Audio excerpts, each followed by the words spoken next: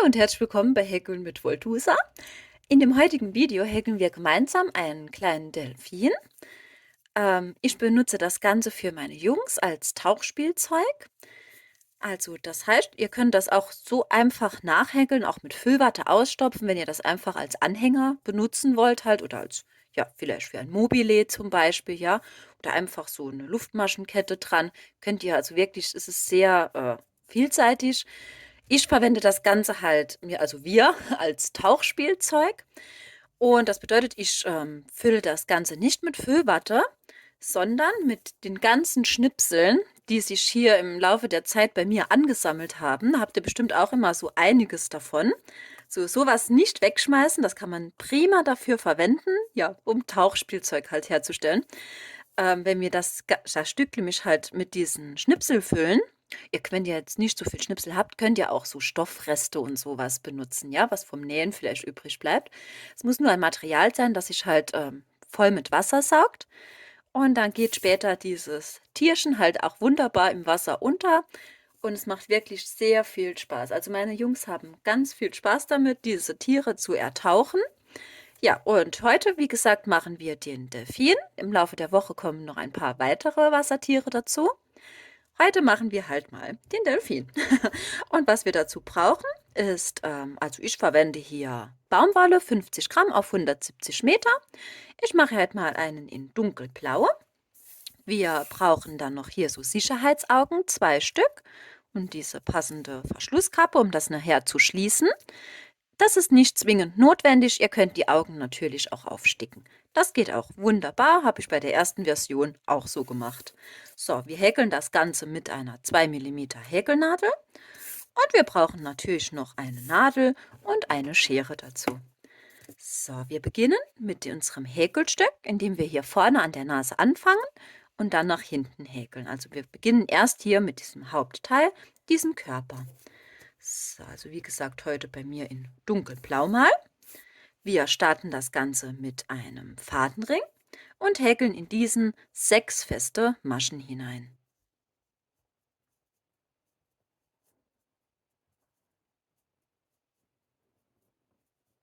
So, ist das geschafft, Finger rausziehen und den Fadenring zuziehen.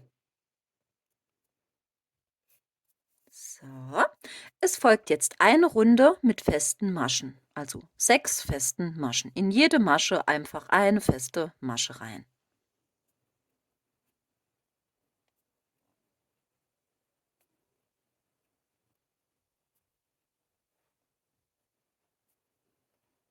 So, ist das geschafft, ziehen wir uns hier diesen Fadenring gut stramm und kürzen uns diesen jetzt. So, den Schnipsel nicht wegschmeißen, falls ihr das so macht wie ich mit dem Wassertier. Einfach auf die Seite legen. Holen wir gleich auch zum Füllen. Jetzt stülpen wir uns das Häkelstück um, dass wir direkt die schöne Seite nach außen haben.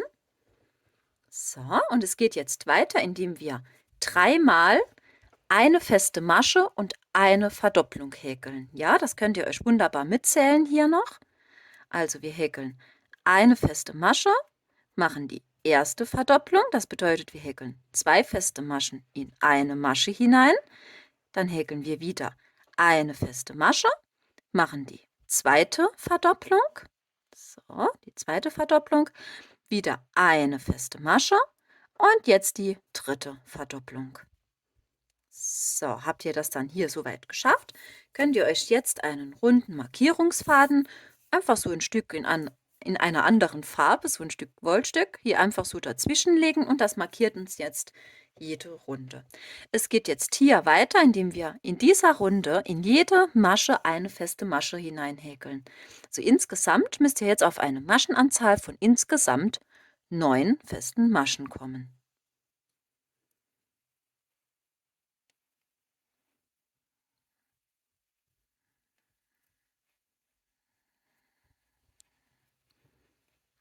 So, meine 9.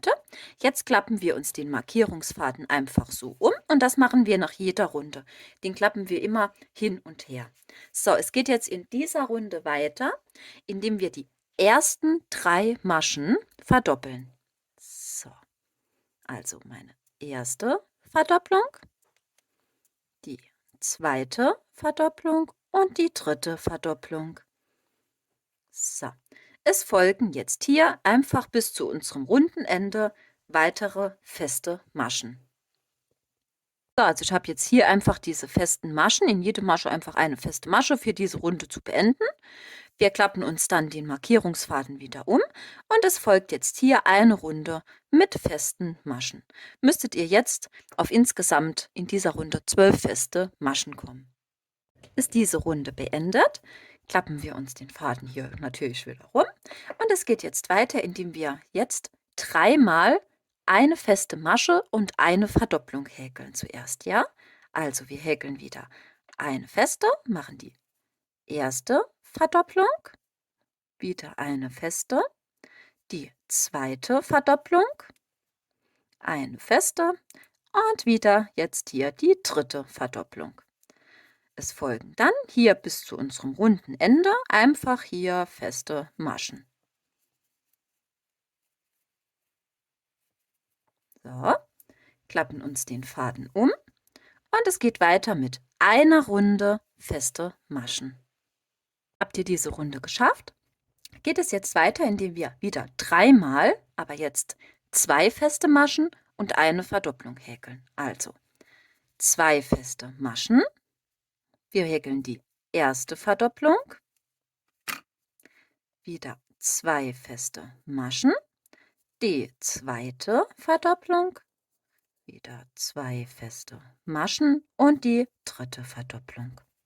So, und jetzt folgen einfach wieder nur feste Maschen, bis wir hier hinten an unserem Markierungsfaden wieder angekommen sind. So, jetzt klappen wir uns den Faden wieder rum. Klar, das machen wir natürlich nach jeder Runde. So, und jetzt folgen insgesamt 9 Runden, je eine feste Masche pro Masche, ja? So, ihr häkelt einfach überall eine feste Masche rein und das Ganze wiederholt ihr, bis ihr insgesamt 9 Runden davon gehäkelt habt. Ich mache das jetzt mal weiter und dann sehen wir uns gleich wieder. So, ich habe jetzt hier meine 9 Runden gehäkelt. Jetzt ziehen wir uns diese Arbeitsschlaufe etwas länger. Den runden Markierungsfaden, den könnt ihr ruhig kurz rausziehen, den legen wir gleich wieder neu an. Also wir bringen jetzt zuerst mal diese Sicherheitsaugen hier an jetzt. Wenn ihr das Häkelstück so vor euch habt, da könnt ihr hier schon ein bisschen diese Form erkennen. Ja, also hier diese Stirn. Und dann holt ihr euch diese Sicherheitsaugen und macht die hier einmal hier vorne so, gerade so rechts und links hier dran. Da müsst ihr einfach das so zwischen 2 Maschen durchstecken. So, dann sieht das so von innen aus. Wo ist es denn? So. Holen wir uns das so und dann holen wir uns hier dieses Gegenstück, machen das hier dran und drücken das hier oben drüber. So, das geht ein bisschen schwer alles, also das. So, aber das kriegt man hin. So, haben wir das erste Auge schon mal dran. Den Link, wo ihr diese Augen herbekommt, das kann ich euch gerne unten mal in die Infobox reinmachen. Da könnt ihr mal nachschauen. So, das erste Auge. Und dann machen wir noch das zweite hier gerade hin. So, ihr könnt die Augen natürlich auch aufsticken nachher, wenn der Delfin fertig ist. Das ist egal. Ganz wie ihr das wollt. So, das hier ist ein bisschen knifflig. Machen wir noch schnell das zweite dran.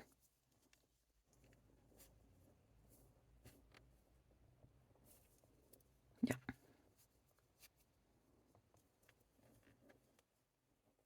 Jetzt. So, jetzt haben wir die Augen schon mal dran. Also die könnt ihr natürlich ganz so dran machen, wie ihr das wollt. Ihr könnt das enger zusammen machen, weiter auseinander. Ne? Könnt ihr euch hier ungefähr an dieser Form orientieren, wo eure Augen hier sein sollen, wo sie zu sehen sein sollen. So, so, ist das geschafft? Gehen wir mit der Häkelnadel wieder rein. Ich setze jetzt hier meinen Markierungsfaden wieder neu an. Und es geht jetzt weiter, indem wir zuerst 7 feste Maschen häkeln.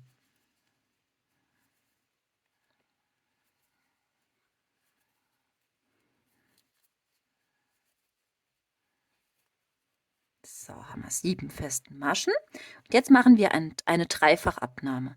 Wir stechen ein, holen uns den Faden, gehen wieder, also so einmal rum, dass wir 2 haben, gehen in die nächste Masche, dann haben wir 3, das wäre eine normale Abnahme. Und wir machen jetzt aber eine dreifache, also gehen wir wieder in die nächste rein, holen uns erneut den Faden, dann haben wir hier 4 Schlaufen und die maschen wir zusammen ab. So, haben wir hier also einmal eine Dreifachabnahme und es folgen dann hier einfach weitere festen Maschen, bis wir an unserem Markierungsfaden angekommen sind. So, dann klappen wir uns den Markierungsfaden hier wieder um. Es geht wieder weiter mit 7 festen Maschen.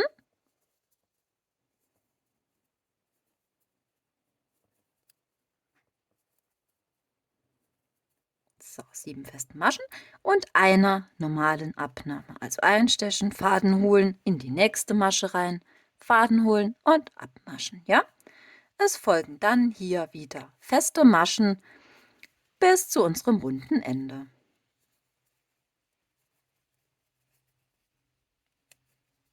So. In der nächsten Runde geht es wieder weiter mit 7 festen Maschen.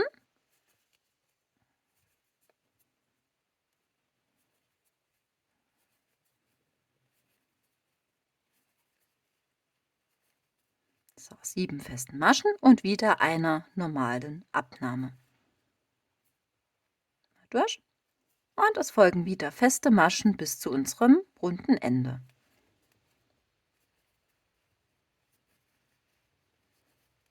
So, das sind jetzt hier insgesamt 6 Stück bis dorthin. So, dann machen wir jetzt noch eine Runde mit 7 festen Maschen.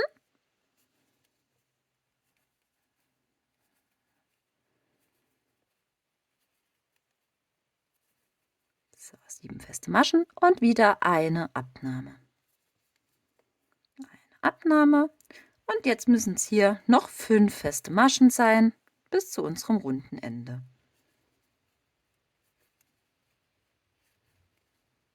So. Es folgt jetzt eine Runde mit festen Maschen. Also wir häkeln hier in dieser Runde in jede Masche eine feste Masche hinein. Habt ihr diese Runde halt fertig gehäkelt, geht es weiter wieder mit 7 festen Maschen.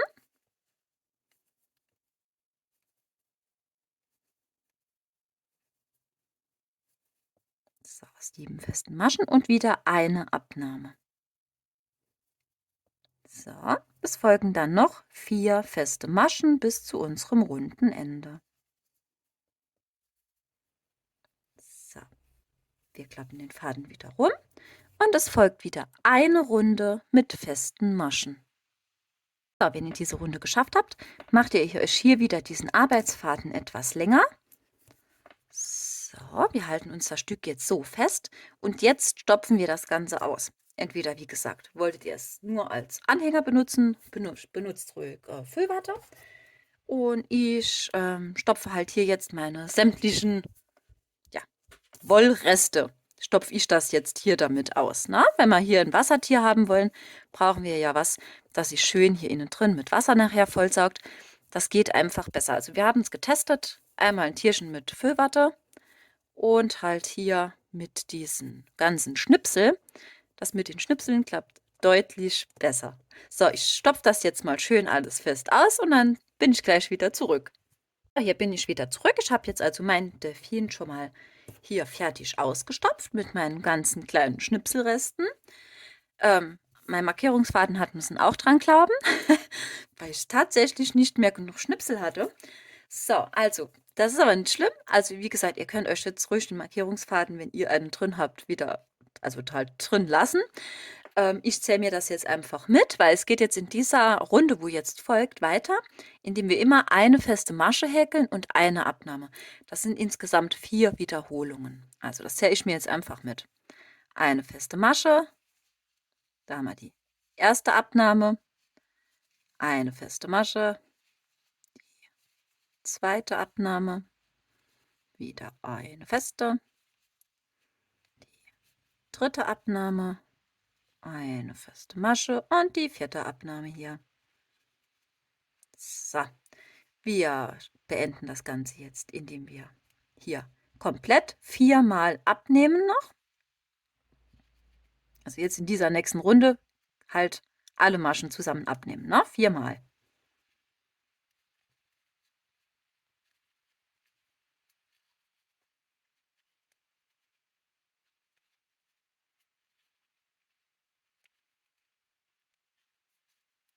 So, 4-mal.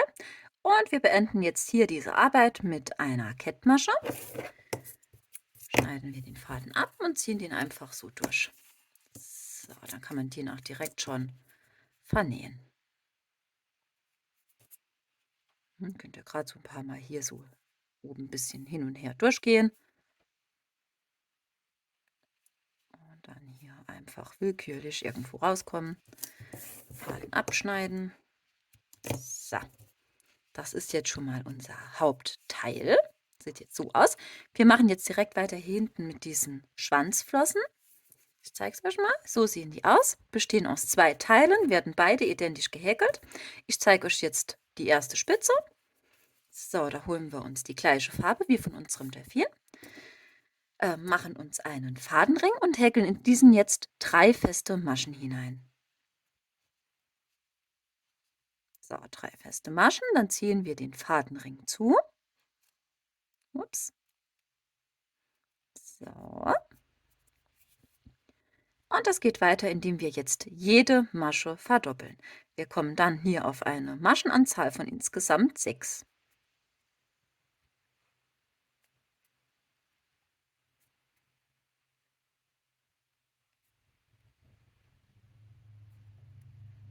So, wir ziehen uns diesen Anfangsfaden wieder gut stramm und kürzen uns diesen.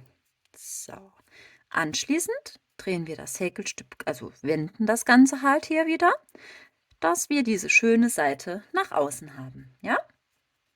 So, es geht weiter mit einer Runde feste Maschen, also insgesamt 6 feste Maschen.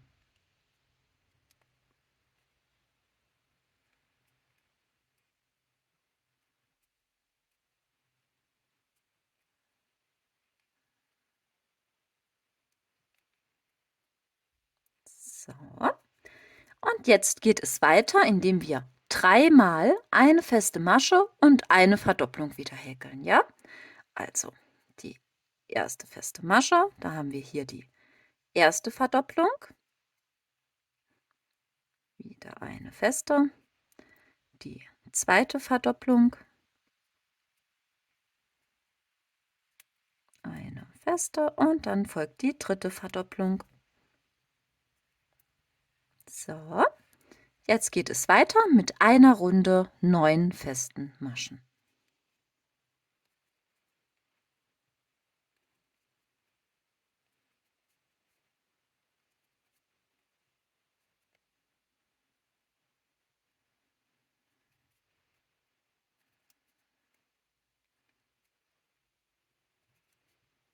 So, wenn ihr das dann geschafft habt, geht es jetzt wieder weiter mit 3-mal eine feste Masche und eine Abnahme.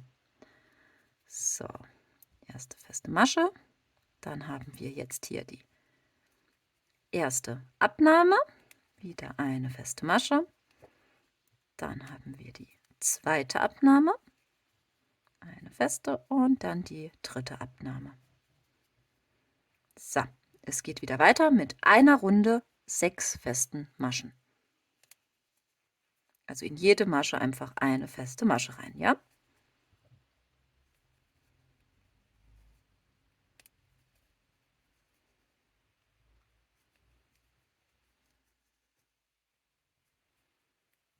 So. Anschließend, also wenn ihr das dann habt, machen wir jetzt 2 Abnahmen.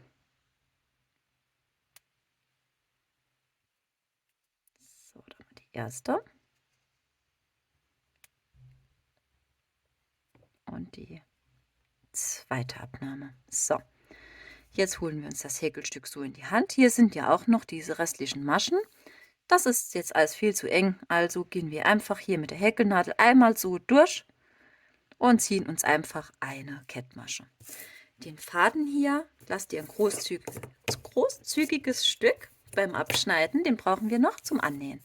So, einfach durchziehen und da haben wir die erste kleine hintere Flosse schon gehäkelt. Das Ganze machen wir jetzt noch ein zweites Mal. Ich schreibe euch kurz hin, wie das genau war.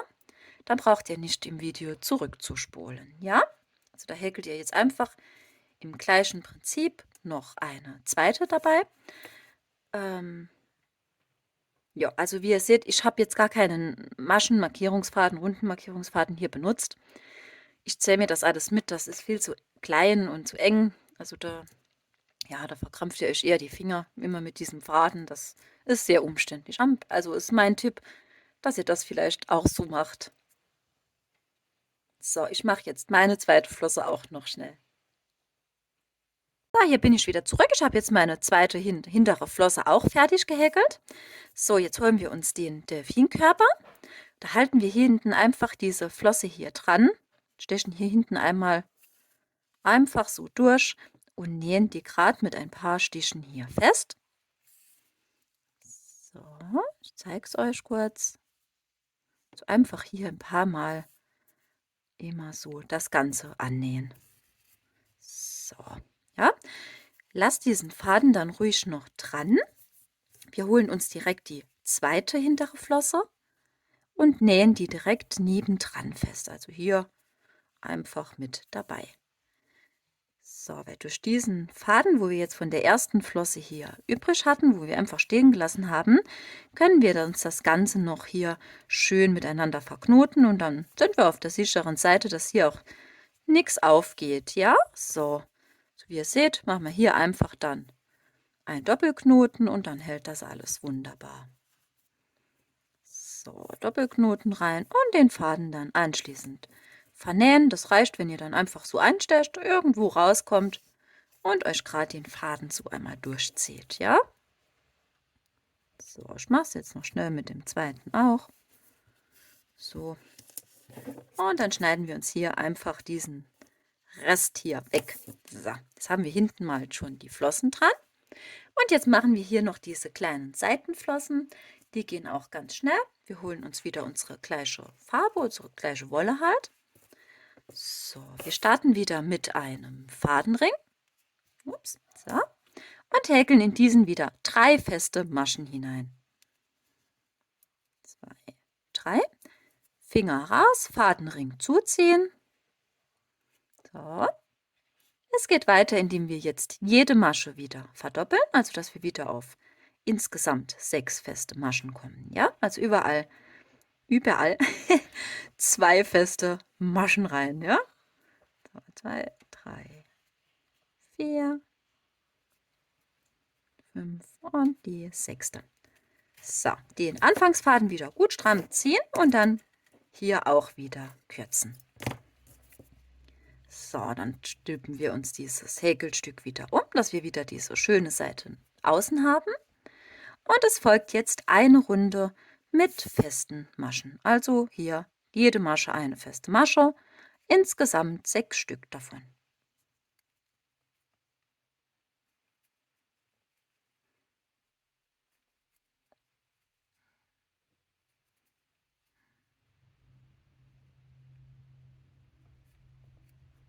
So, wir beenden dann die Arbeit, indem wir einfach eine Kettmasche machen. Lasst auch hier wieder ein langes Stück Faden. Wir brauchen das noch zum Annähen. Und jetzt zieht ihr das einfach hier durch. So, dann holen wir uns die Nadel. So, fädeln das Ganze ein. Und jetzt holen wir uns diese kleine Flosse hier. Ja, da ist hier diese Öffnung. Das drücken wir das einfach so zusammen und verbinden, also nähen das hier einfach gerade mit so ein paar geraden Stichen das Ganze zu. Also 2, 3 Mal. Ne? So, das reicht schon. So, und da ist die erste kleine Flosse schon fertig. Ich sage es euch nochmal, also das war ein Fadenring mit 3 festen Maschen. Dann haben wir jede Masche verdoppelt.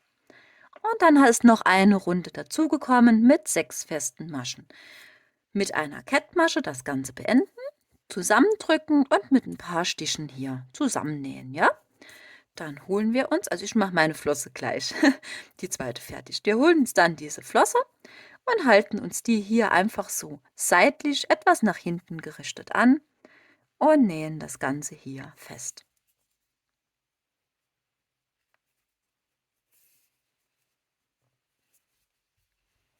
So, noch einmal hier durch. So, ich mache das jetzt immer so, dass ich hier, wenn ich das angenäht habe, hier einmal einsteche und dann irgendwo so, ja, ganz beliebig, zwischen zwei Maschen herauskomme und mir den Faden so durchziehe, ja. Den lasse ich jetzt erstmal so hängen. Ich häkel jetzt noch schnell die zweite Flosse, die wird dann natürlich genau gegenüberliegend hier auf dieser Seite angenäht und wir führen dann diesen Faden genau hier aus diesem gleichen Zwischenraum heraus, wie wir von der ersten Flosse hier rausgekommen sind. Ja, ich mache das jetzt schnell. So, ich habe jetzt meine zweite Flosse hier auch fertig dran genäht. Wie ich euch das eben gesagt habe, komme ich jetzt hier genau, wo ich mit dem ersten Faden rausgekommen bin, mit meinem zweiten auch raus, in diesem Zwischenraum. Dann könnt ihr diese beiden Fäden nämlich prima mit einem Doppelknoten hier verknoten. So. Und wenn wir dann genau hier in diesen gleichen Zwischenraum wieder einstechen und dann verschwindet auch unser Doppelknoten hier in diesem Delfinkörper. Und somit seid ihr auch ganz sicher, dass sich hier keine Flosse löst. Also das ist jetzt absolut kindertauglich, ne? Dieses Spielzeug. So, dann schneiden wir den restlichen Fäden ab. Und schon ist unser kleiner Delfin fertig. Den könnt ihr euch noch so ein bisschen in Form biegen. Das klappt ganz gut. So, die kleine Schnauze hier vorne noch ein bisschen. So, ich habe schon einige gemacht. Das macht wirklich mega viel Spaß. Also meine Jungs beide, und die sind ja 7 Jahre auseinander. Also einer ist 12, einer ist jetzt 4. Die haben so viel Spaß damit, mit der Taucherbrille diese Tiere zu ertauchen. Also das ist wirklich herrlich. Vielleicht ist es für den einen oder anderen auch eine Idee, ne? Klar, also so Wassertiere hat man wirklich schnell selbst gemacht. Braucht man gar nichts großartiges extra Wasserspielzeug zu kaufen, kann man selber machen. Wie gesagt, es werden diese Woche noch einige Tiere davon folgen. Wir machen wohl mit dem nächsten Video weiter mit einer kleinen Qualle, die ist auch total süß. Ja, ihr könnt das natürlich auch als andere Anhänger benutzen. Also das muss nicht zwingend ein Wassertier werden, ne? Ich hoffe, das Video hat euch Spaß gemacht und ich freue mich auf jeden Fall schon aufs nächste Mal. Tschüss!